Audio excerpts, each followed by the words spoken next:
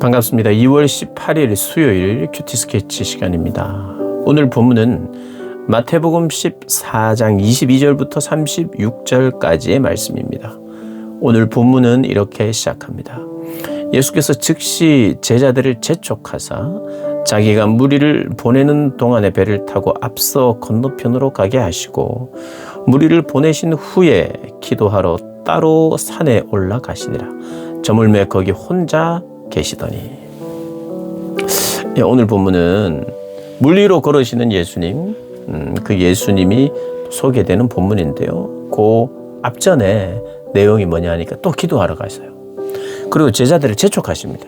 여러분, 예수님은 어떤 사역을 하고, 우리도 그렇죠. 어디고 사역을 하고 나면 그 사역을 하고 참 풍성한 열매가 있어요. 오병이어의 사건을 통해서.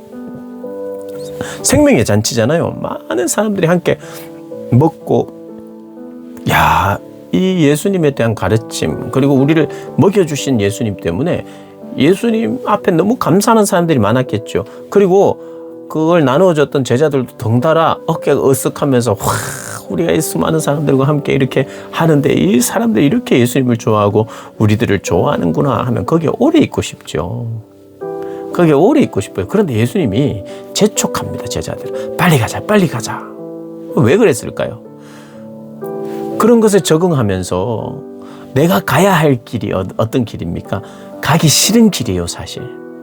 오늘 오병이어의 사건을 경험하는 이 장소는 너무 좋은 곳이에요. 하나님의 분명한 역사가 있고 생명의 잔치고 사람들이 힘을 얻고 사람들이 고마워하고 사람들이 예수님도 높여주고 제자들도 높여주는 자리예요.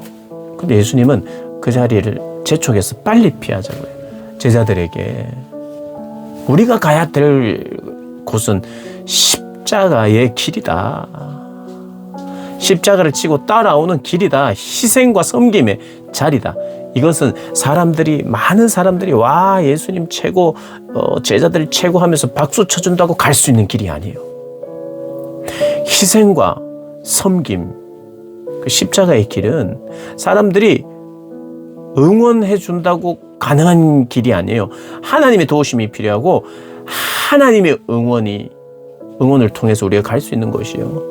사람들의 응원을 받고 사람들의 인정을 받고 할 수 있는 일이 아니기에 재촉해서 여기에 헛된 바람이 생기지 않도록 빨리 재촉해서 보냅니다. 그리고 예수님 역시도 기도하러 따로 또 산에 올라가세요.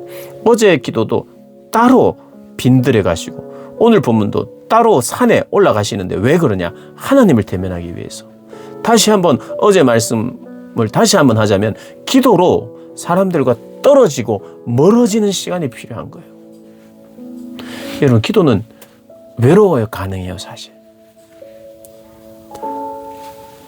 사람들을 정말 가까웠던 사람들도 멀리하며 떨어져 있는, 그러면서 하나님을 홀로 바라보는 사람들은 죽지 않기를 바라요.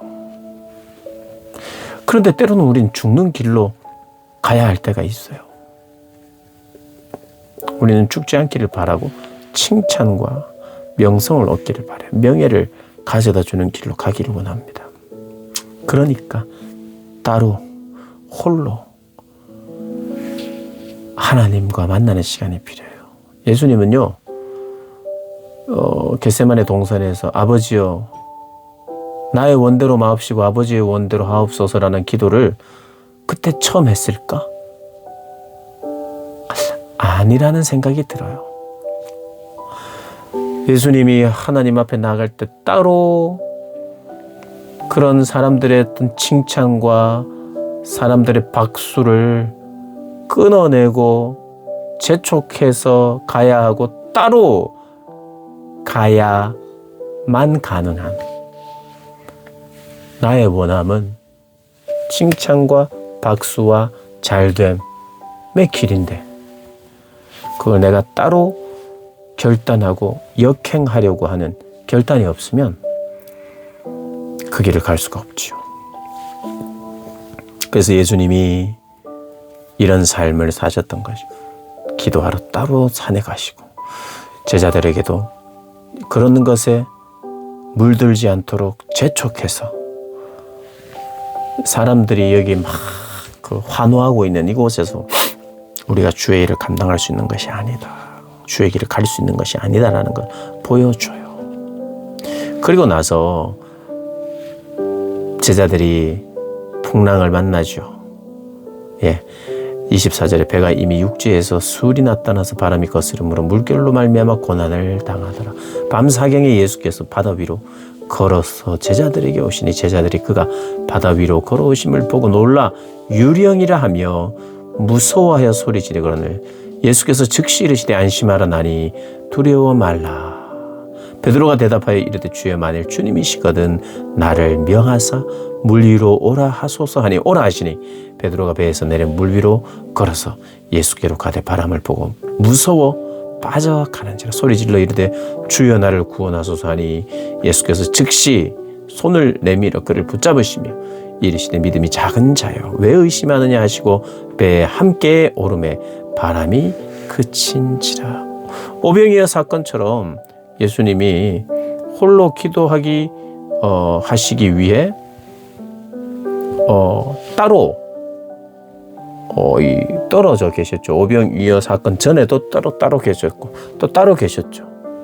그렇지만 우리 주님은 제자들의 구원이 필요한 걸 아시고 또 그 바다를 향해서 걸어가십니다. 이건 놀라운 기적이죠. 물 위로 걷는다는 것은 바로 하나님의 아들만 가능한 일이에요. 내가 하나님의 아들인 것을 물 위로 걸음을 통해서 보여주시고 계시는 거예요. 우리 모든 인생들이 경험하는 이 풍랑에서 우리 주님은 그 풍랑을 잔잔케 하시는 분이시라는 걸 우리로 하여금 가르쳐 주시고 임마누엘 하시는 하나님이라는 것을 따로 떨어져 있었지만 제자들의 구원에 필요가 있을 때 즉시 찾아오시는 그래서 물 위로 걸으시면서 오시는 분이라는 걸 제자들에게 알려줬어요. 그러니까 제자들은 이때 어떤 경험을 했나요? 우리 주님이 임마누엘 하신 거야. 우리 하나님이 우리와 함께 하시는구나. 지금 요즘 같으면 배 풍랑을 만나면 또 다른 배가 가는데 그때 다른 배가 갈 시간도 없고 또 무슨 뭔가 어디에 있는지 육안으로 보이지도 않는데 예수님은 그냥 찾아오시는 거예요. 와서 제자들을 구원하시는 겁니다. 의심 없이 믿는 자들, 의심 없이 주님을 믿을 때에 주님이 하시는 일을 너희도 하리라. 의심 없이 믿을 때에 내가 있는 곳에 너도 함께 있을 것이다. 이렇게 말하는 것이 오늘 본문의 이야기입니다. 배에 있는 사람들이 예수께 절하며 이르되 진실로 하나님의 아들이십니다 라고 고백하는 거예요. 주님이 하나님의 아들이신 것을 보여주셨어요. 물 위를 걸음으로 말미암아 구원을 물에 빠져가는 베드로를 구원하고 건지심으로 말미암아 당신이 과연 하나님의 아들이시라는 고백을 하게 됩니다. 그리고 34절부터 보면 게네사렛에서 병자들을 고치시는 이야기가 나오는데요. 오늘 36절을 보면 참 놀라운 게 다만 예수의 손 한 손자락이라도 옷자락이라도 손을 대게 하시기를 간구하니 손을 대는 자는 다 나았다. 주님이 긍휼히 여기셔서 병자들을 다 고쳐주셨는데 많은 사람들에게 주님을 신뢰하는 마음으로 옷자락에 손이라도 대면 그 믿음을 보시고 주님이 역사하시고 고쳐주신 것을 보면서 의심 없이 믿는 자들을 치유하시는 주님이시라는 걸 죄인을 찾으러 왔고 병든 자를 고치러 오신 주님이시라는 것을 오늘 본문이 우리에게 보여주고 있죠. 내가 믿는 주님 어떤 분인지 기억해야 하고